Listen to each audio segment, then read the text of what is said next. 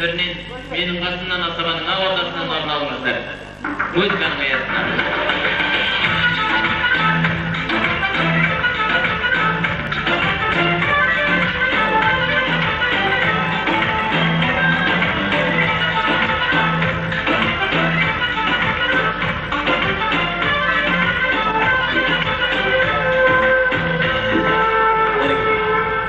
Және де осында bizge төрімізге мына менің де мамандығым қазақ тілі әдебиеті мамандығы болатын болса менің нақты бір саламдағы ұстаз сіздердің де ұстаздарыңыз Сара апай ортаға келсін. Әдебиет тарих мұғалімі Алия апай сол тілі әдебиеттен Гүлім Қарабайымыз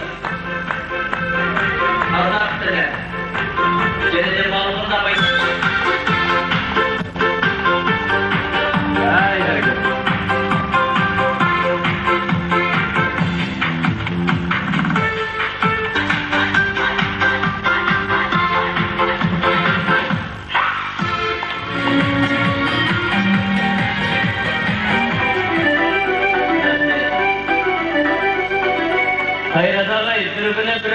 оқушының мұғалімі сен адам болмайсың, сен адам болмайсың деп ұрса береді екен. Содан бір 30 жыл өткеннен соң жаңағы 17 жасар шәкірт 37-ге келген үлкен бір фирманың директоры сол кездегі 40-тағы ағайымыз жасы 70-ге келген еңселеген үлкен қария болған екен. Сол жаңағы фирмаға ісі түсіп ағайымыз барса шәкірті үлкен бір креслода шалқайып отырып айтады дейді, ағай есіңізде ме, кезінде мені адам болмайсың, сен адам болмайсың деп ұрсатын едіңіз. Міне мен бір үлкен директор болсын, бастық болсын десе, жаңағы ағайының айтатын дейді, сені адам болмайсың деп ұрсатын бірақ директор болмайсың деп ұрсқан жоқпын ғой деп. Ендеше міне бірлері төрімізде бастық болып, талайма тізгінді ұстап отқан шәкірттеріңізге ақ тілектеріңізді, жақсы ниеттеріңізді жаудырыңыздар. Бір қошемет мұғалімдерге болсын. Құрметті міне кешегі шәкірт болсаңыздар, бүгін еліміздің арқа сүйер азаматтары болдыңыздар. Міне сіздердің бізді шақырып, ортаға қосып, құрметтегендеріңізге көп рахмет.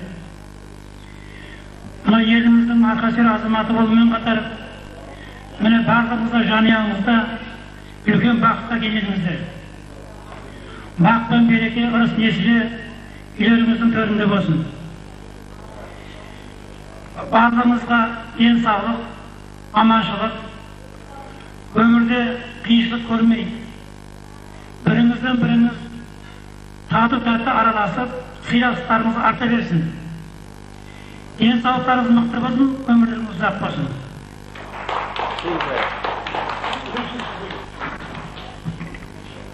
Құрметті мектеп табалдырығын аттаған түлектер. Мына осындай заманда бастарыңыз қосылып, сағынып, балалық шақты еске түсіріп, ақар-шақар болып, бір-біріңізді көріп, сағыныштарыңызды басып жатқан, тамаша бас қосқан, үлкен дастарханның басындағы осы ұлы тойларыңыз құтты болсын. Сіздерге айтайын дегенім, бірінші дендеріңіз сау болсын, өмірлеріңіз ұзақ болсын. Осы өмірдің бала-шағаларыңыздың қызығын көріңіздер, құсақтарыңызбен қосағарыңыздар. Ал енді мен айтайын дегенім, көп оқушылар танысам, көп оқушыларды танымай жатырмын, өзгеріп кетті оқушылар. Ал енді ол табиғаттың, өмірдің заңдылығы ғой. Айтайын дегенім, әр уақытта көңілдерің шат болсын, біреуің тамаша әке болсаңыздар, екіншіңіз салиқалы ана болыңыздар, әрбір отбасының алтын қазығы болыңыздар. Сіздерге қарап, өзге жан қызығатын болсын. Сіздерге қарап, өзге жан үлгі насихат алсын. Өмірдің өзі солай ғой. Ал енді айтайын дегенім, бай болыңыздар, бақытты болыңыздар, дастархандарыңыз асқа, көңілдеріңіз шаққа толсын. Апайымыз айтып қалды, бірлеріңді танысам, бірлеріңді танымай жатырмын деп. Қайрат ағамды ешкім танымай қалды бүгін Құдай қаласа. Жаңа мен келгенде осындай басқашалау адам болып жүреді, бесікке кірді, шықты, басқа адам болып шыға келді Құдай қаласа. Міне дегенмен де қыз сатып келін алып отырған мұғалімдердің бірісіз. Бірде өзіңіз ұстаған бір мұғалімнің 70 жасқа толып жатқан болса, 3 қызы былай деп тілек айтып жатыр дейді. Үлкен қызы тұрып алып, айналайын, анам, сіз 70-ге толсаңыз, 70-ге толыңыз деп жатыр екен. Шеше екінші қыз айтады дейді, сен не деп отырсың, мен анама 90-100 жас беремін деп. Шеше үшінші қыз айтады дейді, 90-100-ді кім жасамай жатыр, екінің бірі жасап жатыр, мен анама 110 жас тілеймін деп. Сөйтсе сыртта жалғыз келініп бұлған-талған болып жынданып жүр дейді, өздері бақпаған екен айта береді да деп. Ендеше міне Құдай қаласа болса, сіздердің білім нәрімдерген шәкірттеріңіз бүгінде түрлі бір саланың белді қызметкерлері. Ақ тілекті, жақсы ниетті әрмен қарай жалғаймыз. Үйін жанға шулай берсін қорамалың, қашанда тұра келсін жарамалың. Айналайын ұстаз, мына менің сізге айтарым, жасыңыз 100-ге жеткенше басыңыздан түспесінші орамалың деген келеді. Қазақтың салт дәстүрін сақтап, салиқалығыменен әйел затының сәнін басынан тастамайтын ұстаздардан ақ тілекті күтіп қаламыз ендеше. Микрофон сіздің өзіңізде. Ал бүгінгі мынау жиынның гүлдері, мерекелері құтты болсын. Барлық уақытта осындай жарқын жүзбен бақытты өмір сүре беріңдер. Мен барлықтарыңды танып отырмын. Барлық қызық өмір, барлығы мектепте басталады. Бөлімде бар ғой, артада бастала махаббат, иә? Сол міне, әлі сол қызықтарың, әлі сол махаббаттарың ұзағынан сүйіндіріп, ары қарай жалғаса берсін. Дендерің сау болсын. Алларыңдағы өсіріп отқан ұл қыздарың өздерінің жаңағы мақсаттарыңды, адал еңбектеріңді өтесін. Отырған орындарың төр болсын. Еш уақытта жаманшылық көрмеңдер. Түндеріміз тынышты болсын, үйлеріміз ырысты болсын. Барлық уақытта тойда күліп ойнап кездесе берейік. 45 минут сөйлемей қояйын, себебі қазір мен пенсиядан. Бақыт тілеймін барлықтарыңа.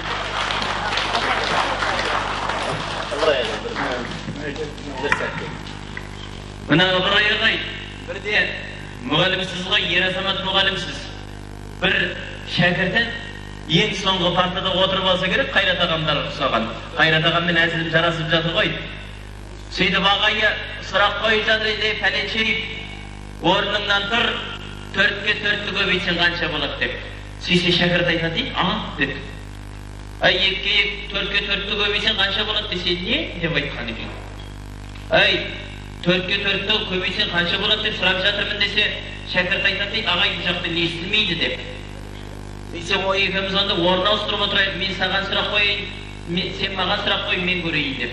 Сөйтсе, шәкірт орнынан тұрып айтады дейді, ағай, қазір күздің күні екенін біледі, біздің огородтағы қауын-қарбыз ұрлауды қашан қоясыз десе, ағай, деген екен. Ағай, бұдан кейін өзімізде сатуымыз керек қой, қауын-қарбызды ұрлауды қойыңызшы десе, не деп айтады дейді. Ағай, өзіміз жақында атамыз деп отырмыз, қауын-қарбыз аз қалды, қойыңыз ұрлауды десе, ағай орнынан тұрып айтады дейді, балалар шынымен мынаяқтан естілмейді екен деп. Ендеше төрдегілер естіліп жатыр ма барлығы? Ендеше бір болып кетті, ағай қайнағанда болып кетті жауап қайтады. Құрметті бұдан 30 жылдық мектеп бітірген мектеп түлектері, мынау бүгінгі жиынның себепкерлері, сіздердің бүгінгі тойларыңыз құтты болсын. Жаңа жас үлкен ағайлар, апайлар өте орынды, мәнді мағыналы сөздер тілектер айтып кетті. Мен бұл кісілердің артық айта алмаймын. Дегенмен де қысқаша ойымды айтатын болсам, әрбір ұстаз осындай 10 жылдық, 20 жылдық, 30 жылдық кейін кезде, 40 жылдық кездесулердің кезінде қанша толқымайын дегенмен де толқиды. Себебі оның жастық шағы есіне түседі, себебі кешегіден 30 жылдың өзінің жай-күйі түседі, жастық шағын есін алады, мына ұстазда шәкірттерін көріп, басқа бір ерекше бір күйде болады. Мен де сондай бір күйде болып, бағандан бері былай қарап отырып, мына уақыттың қандай жылдам екендігіне, уақыттың жаңағы сынаптай сырғандығына, сынаптай екендігіне, өмір өзен екендігіне тағы бір мәрте өзім жетіп тұрған бір басқаша бір күйде болып отырмын. Енді бір мынандай әңгіме енді бір жаттан сөз емес, бұл енді шындық. Атақты бір орыстың жазушысы бір 80-ге келіп, енді одан ойша туған күні жанында жасай бермейтін, сонда жолдастары келіп құттықтап жатыр дейді. Әлише түгенше сіздің мынау 80 жылдық мерейтойыңыз құтты болсын, еліңіз сау болсын деп жақсы деп тез айтып жатыр дейді. Сөйтсе, кімге айтып жатсыз деп сұрайды дейді, сізге айтып жатырмыз деп айтса, қалай мен 80-ге келдім деп айтады дейді. Сіз 80-ге келдіңіз, 80-ге сіз құттықтап жатырмыз деп, қалай мен байқамағымын деп айтады дейді. Сондықтан сіздер де мына 30 жылға байқамай келіп қалдыңыздар, себебі сіздердің дендеріңіз сау, көңілдеріңіз көтеріңкі. Сондықтан байқамайсыздар 40 жылдыққа, байқамай 50 жылдыққа, байқамай 60-70 жылдыққа жете беріңіздер. Мына тойларыңыз тойға ұлассын, аман болайық, деніңіз сау болсын. Мынау бүгінгі жасап отқан ерекше дастархандарыңыз үшін, ерекше сый-құрметтеріңіз үшін сізге мен өзімнің атымнан сіздерге тағы да бір мәрте рахмет айтамын. Сіздерді сыйласамыз, сіздер таңын сыйласын, тойларыңыз той қыласын. Бүгінгі той сіздердің әрқайсыңыздың шаңырақтарыңызға жарасын. Рахмет. Бәрекелді. Шәкірттеріңіз жарларын сүйіп алған, махаббаттың отына күйіп алған, мұғалімдердің шашын қарап тұрсам, шашынан сақына қарай сүйіп алған. Ақылет, рахмет, ұстаздар өздеріңізден жалғау тапсын деген ойымыз бар. Қошемет жақтап қойыңыздар ұстаздарға. Құрметті ұстаздар, құрметті оқушылар, бұрынғы қазіргі қыз бен жігіттер, бір үйдің отбасының отанасы мен отағалары, мына мерейтойларыңыз құтты болсын. Мен сіздерді көріп, баяғы өзімнің жастық шағым, бұдан 30 жыл бұрынғы институтты бітіргенде жастық шағым есіме түсіп отыр. Адам баласының ең өмірінің биік кезеңі жастық шақ дейді ғой.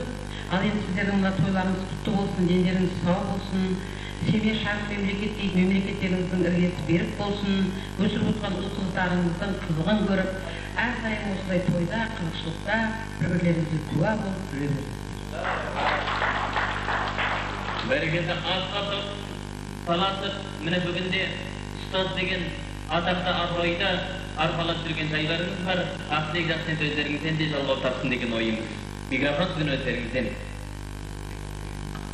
Менден сөз бергеніңізге рахмет. Құрметті 81-ші жылғы мектеп бітірушілер, не деймін, бүгінгі кездесу мерекелеріңіз құтты болсын. Не деймін, осы жерде мына апайларым, ағайларым жақсы тілектер айтты, сол тілектің барлығы періштенің құлағына шалынсын.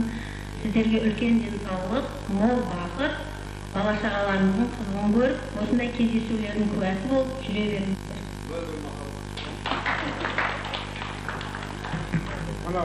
Апайларыңыздың ән айтатынын білесіз ғой, сіздер енді 4 жассаңда тойларыңыз шашу ретінде бір ән айтып берсе. Алияш апайымыз әнді қалғалы жатыр. Құдай қаласа, мына құрметті ұстаздар, әлемнің бірінші ұстазы Аристотель болса, әлемнің екінші ұстазы Әл-Фараби деген сіздерге тілерім, әлемнің 3-ші ұстазы болыңыздар дегім келеді. Шәкірттеріңіздің ән тыңдап алғаннан соң сіздерге тартар сый-құрмет бар. Қалияш апайымыз микрофон тізгінін алып, әуелетіп ән бастаса деген ойымыз. Лақтек әнменен жалғау тапса.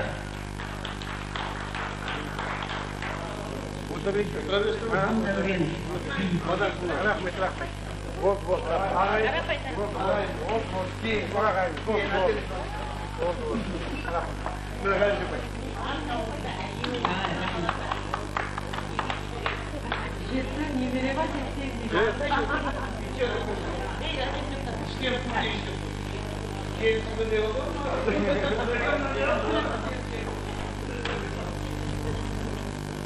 Атымыр арнасында шалқып сәби сезімменен 10 жыл мектеп партасында бір көтердім өзіңменен сездіруге бақпадың ба баламаса бардың сезімнің жақтауыма ой жаздым атымды еспелі дарыманға қимасыңа баларыңға қоштасарда неге сенің сыр толқыды жанарыңда сездіруге бақпадың ба балама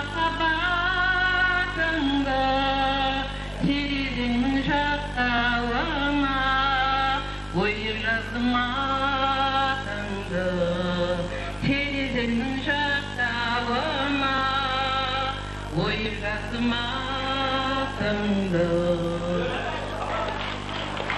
Айдес апай, бүгінге қашан сауасындай көңілге қалу керек. Сізге микрофон деген қалу керек. Құдай қаласа мына сізге ертеңнен қалмай, мектеп бітті ғой, Алматыда өтетін 2 жылға бару керек Құдай қаласа. Біз екеуміз де шешек ерте гүлдедік.